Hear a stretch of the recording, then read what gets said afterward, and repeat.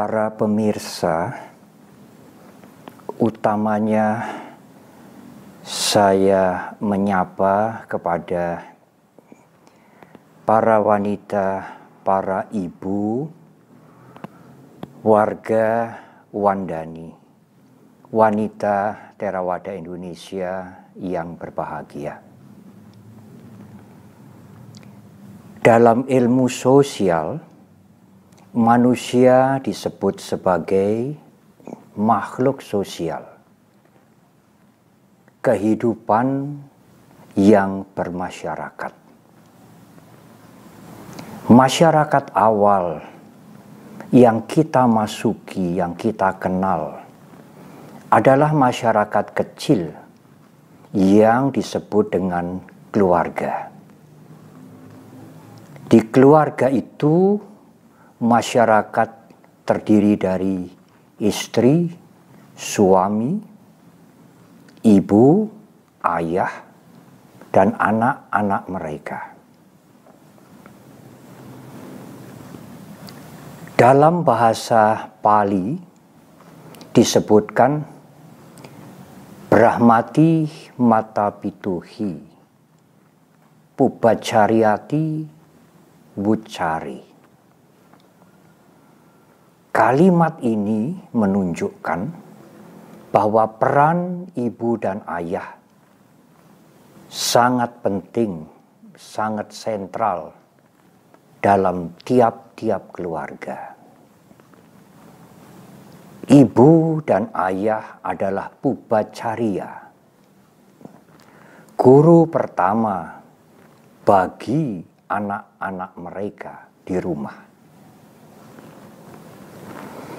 Ibu dan ayah itulah yang mengajarkan moralitas dalam berperilaku sehari-hari.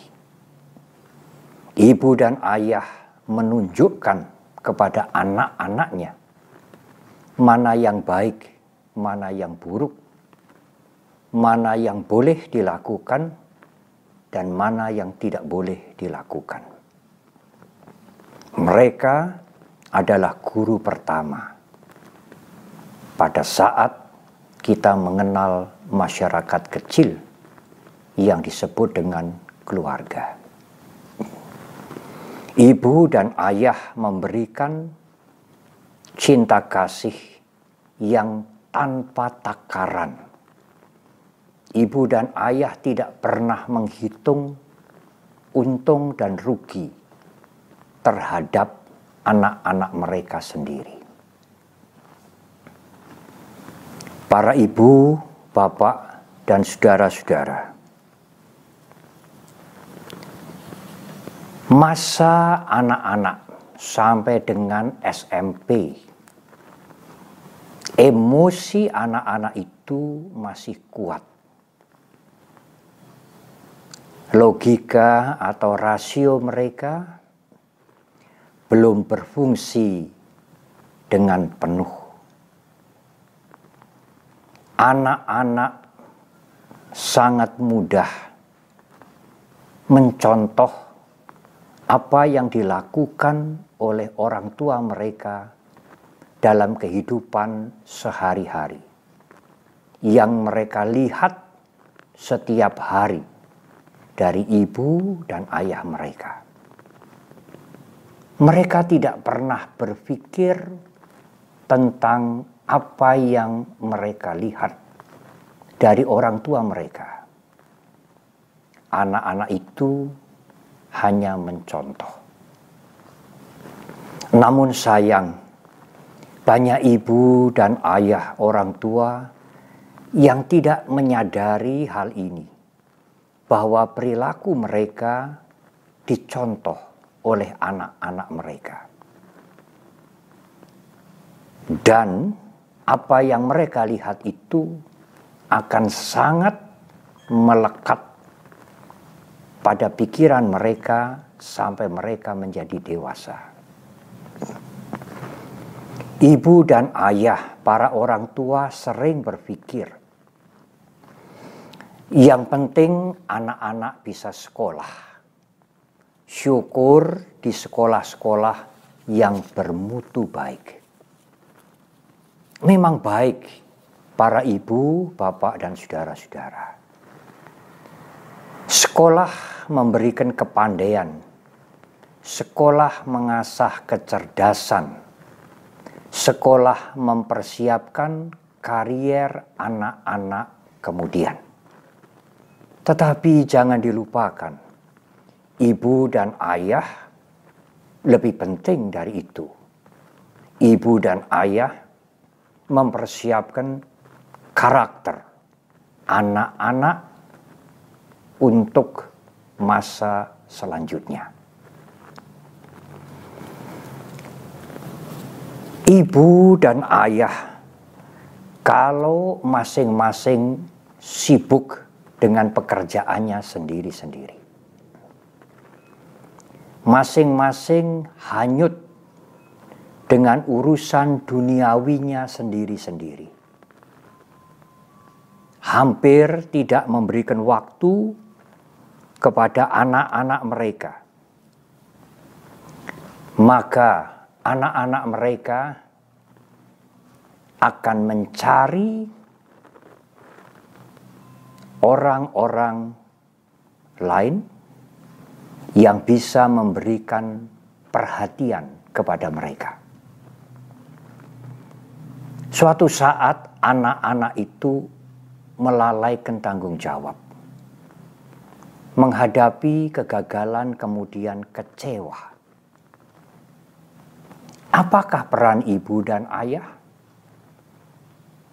Kalau ibu dan ayah tidak berperan pada saat-saat seperti itu, anak-anak akan mencari figur yang lain. Hanya ibu dan ayah sesungguhnya yang bisa menghibur, memberikan besar hati pada saat anak-anak itu mentalnya down. Kalau tidak demikian, apakah ibu dan ayah rela anak-anaknya mendapatkan asuhan dari orang-orang lain? Karena sesungguhnya tanggung jawab mental itu ada pada ibu dan ayahnya sendiri.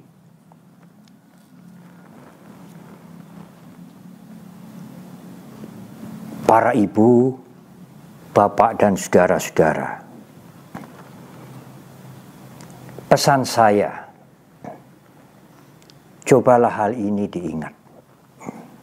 Sederhana, berikan waktu kepada anak-anak saudara. Tidak hanya fasilitas, tidak hanya kendaraan, tidak hanya pendidikan, tidak hanya gizi yang baik, sekolah yang ternama, tetapi berikan waktu, wahai para ibu dan ayah, kepada anak-anak Anda. Bangun komunikasi yang nyaman, supaya anak-anak kalau sedang bete bisa curhat kepada orang tuanya sendiri yang mereka cintai, bukan kepada orang lain. Anak-anak akan mencontoh ibu dan ayah mereka, bukan hanya urusan puja bakti, bukan hanya acara-acara keagamaan, tetapi anak-anak itu sekali lagi mencontoh perilaku orang tua mereka. Mereka mencontoh perilaku ibu dan ayah itu sepanjang hari, selama mereka tinggal bersama dengan orang tua mereka. Waktu mereka di rumah sebenarnya jauh lebih berharga dibandingkan dengan waktu mereka di sekolah. Ibu dan ayah sudah seharusnya memberikan contoh berperilaku jujur. Ini adalah faktor yang sangat penting bagi anak-anak mereka sendiri. Anak-anak akan melihat bagaimana orang tua kita, orang tua mereka berperilaku jujur kepada banyak orang. Bagaimana orang tua mereka menepati janji mereka. Utamanya janji kepada anak-anak mereka sendiri. Orang tua, utamanya ibu, ayah, juga kakak tentu, tidak gampang membuat janji-janji manis kepada anak-anaknya, kepada adiknya yang tidak ditepati.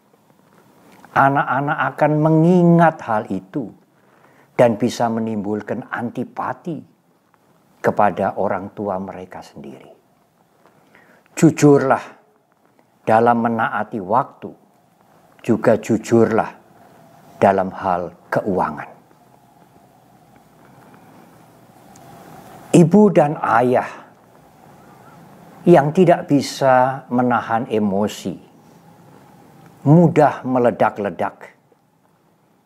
Tidak ada waktu tanpa pertengkaran tiap hari antara ibu dan ayah, antara ayah dan ibu. Emosi yang dipertontonkan kepada anak-anak itu akan menghancurkan anak-anak di hari depan mereka. Emosi yang tidak bisa dikendalikan itu akan menjadi ingatan yang kuat bagi anak-anak mereka.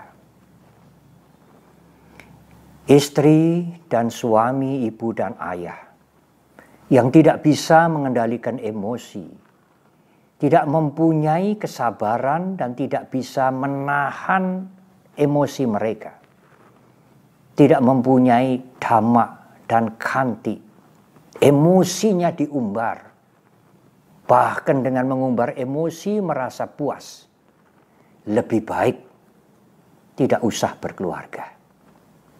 Karena emosi yang tidak terkendali, tidak ada kesabaran, tidak ada usaha menahan diri, akan menjadi sumber malapetaka dalam keluarga. Banyak kasus keluarga, kasus di kantor dan lain-lain, yang kemudian orang tua pergi bertemu dengan para biku, dengan psikolog, mengeluh, meminta jalan keluar. Sesungguhnya sumber persoalan itu tidak di luar, tetapi di sini, persis di sini, di dalam dirinya sendiri. Jangan mencari sebab masalah itu di luar.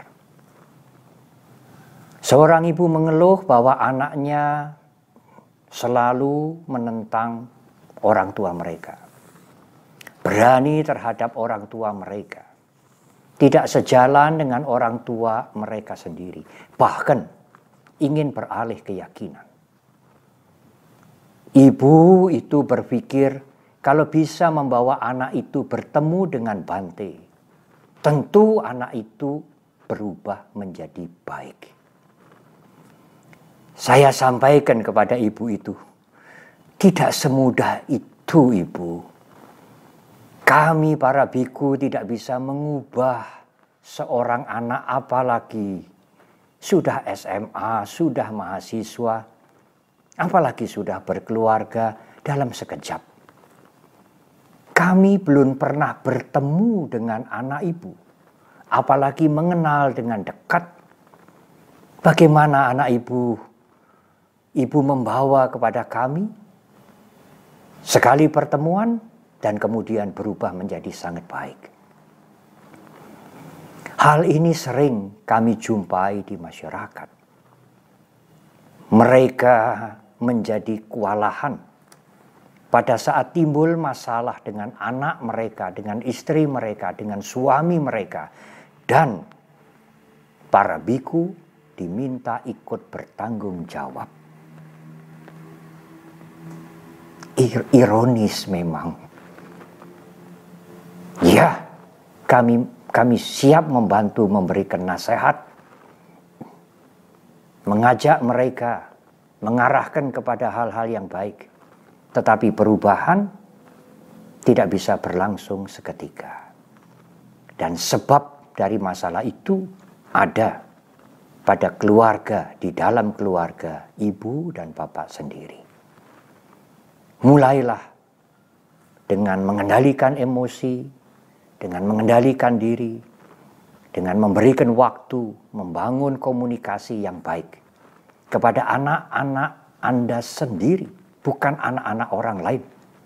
Sejak awal, ini adalah kewajiban penting tiap-tiap ibu dan tiap-tiap ayah. Keteladanan yang lain yang tidak kalah pentingnya bagi anak-anak adalah jaga. Jaga artinya peduli kepada mereka yang memerlukan bantuan. Peduli kepada mereka yang memerlukan bantuan adalah keteladanan orang tua yang bisa dilihat langsung oleh anak-anak mereka. Ini mengajarkan anak-anak untuk tidak egois. Mengajarkan anak-anak untuk bermurah hati. Karena peduli, berdana, menolong, memberi kepada orang lain itu sebenarnya bukan pilihan, tetapi keniscayaan. Atau dengan kalimat yang lebih mudah, keharusan. Keharusan kita untuk peduli pada yang lain. Keharusan kita untuk menolong, berdana kepada yang lain. Bukan sukarela, bukan pilihan. Mengapa? Karena hidup kita juga tergantung, maju, karena banyak-banyak orang. Kita tidak bisa hidup sendiri. Kita tidak mungkin maju sendiri. Orang lain berperan dalam hidup kita. Kita memerlukan orang tua. Kita juga memerlukan guru-guru. Guru-guru memerlukan petani. Petani memerlukan teknokrat. Rakyat memerlukan pemimpin. Pemimpin memerlukan para ahli. Para ahli memerlukan petani. Petani memerlukan pedagang. Pedagang memerlukan guru-guru untuk mendidik anak-anak mereka. Dan seterusnya. Oleh karena itu, marilah kita peduli kepada mereka. Membantu mereka, menolong mereka. Itu adalah keniscayaan, keharusan, bukan sukarela. Dan itu harus dibangun sejak anak-anak masih dalam rumah tangga. Masih mempunyai banyak waktu bersama orang tua mereka. Apa yang dilakukan orang tua sangat berarti untuk anak-anak mereka. Sering dikatakan, satu kali contoh lebih berharga daripada 10 kali nasihat.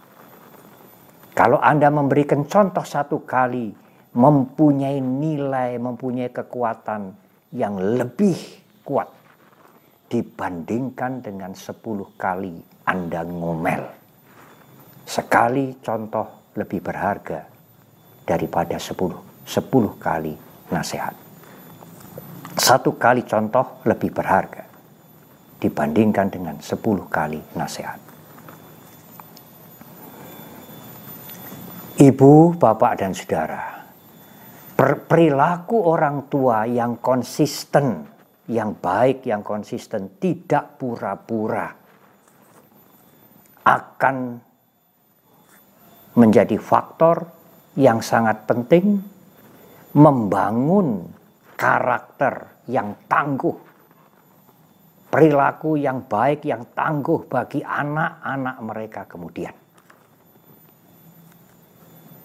Kalau seorang ibu, seorang ayah Buddhis mempunyai perilaku yang baik dan konsisten, tentu anak-anak mereka akan menjadi pribadi yang baik, akan menjadi Buddhis sampai kelak kemudian yang mempunyai perilaku yang baik dan juga tangguh. Saya yakin Wandani, wanita Theravada Indonesia, pasti mempunyai banyak peran dalam mengingatkan para wanita, mengingatkan para ibu-ibu, dan mengedukasi mereka tentang keteladanan dan tanggung jawab mereka terhadap anak-anak mereka. Terima kasih.